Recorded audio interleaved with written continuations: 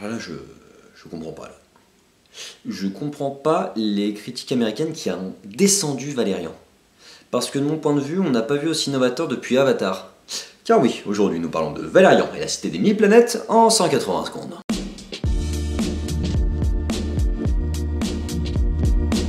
Réalisé par Luc Besson et sorti le 28 juillet 2017, les agents Valérian et Laureline doivent déjouer une menace interne à la cité des 1000 planètes, station spatiale d'échange culturel entre les différentes races du cosmos.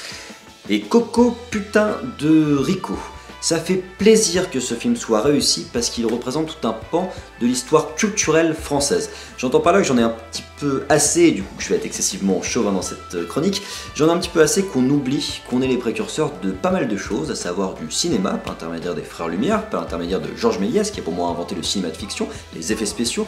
et qu'on est aussi les précurseurs de la science-fiction, par l'intermédiaire de Jules Verne, par l'intermédiaire de Valérian, de Pierre Boulle qui avait fait La planète des singes, qui va sortir très prochainement aussi.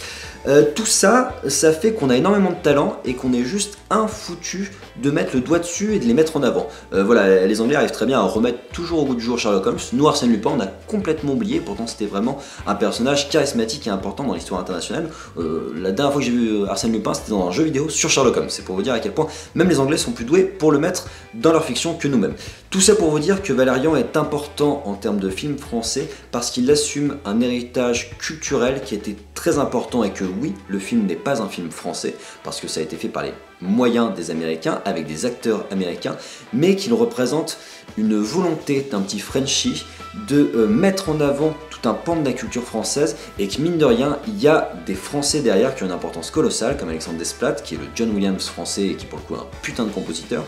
et que ça fait vraiment plaisir que ce soit réussi parce que ce film est réussi parce qu'il tente des choses et ça fait longtemps que j'ai pas vu un film tenter autant de choses. Je trouve que c'est fou les paris qu'il fait en termes d'effets visuels, en termes de cohérence.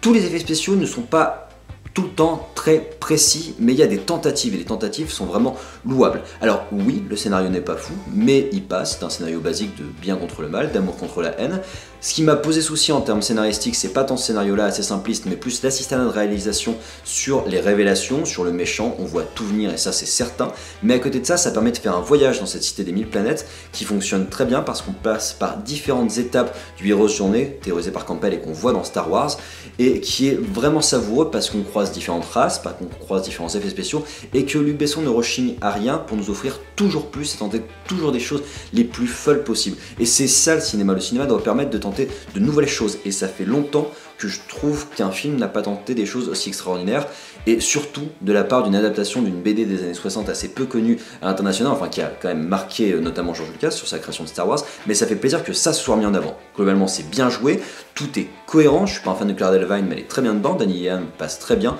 et je trouve que c'est un film qui se soutient parce que oui il a certains défauts mais il y a au moins cette grande force de proposer des choses excessivement novateurs et ça s'applaudit et puis c'est français, merde. J'espère que ce film vous a plu, j'ai vu que le premier week-end aux États-Unis était pas fou en termes de résultats, c'était même plutôt une catastrophe, donc c'est à nous, public français, de soutenir la création française. Je vous invite à liker, commenter, vous abonner, et puis je vous donne rendez-vous sur la chaîne YouTube de Popcast pour d'autres critiques ciné en 180 secondes.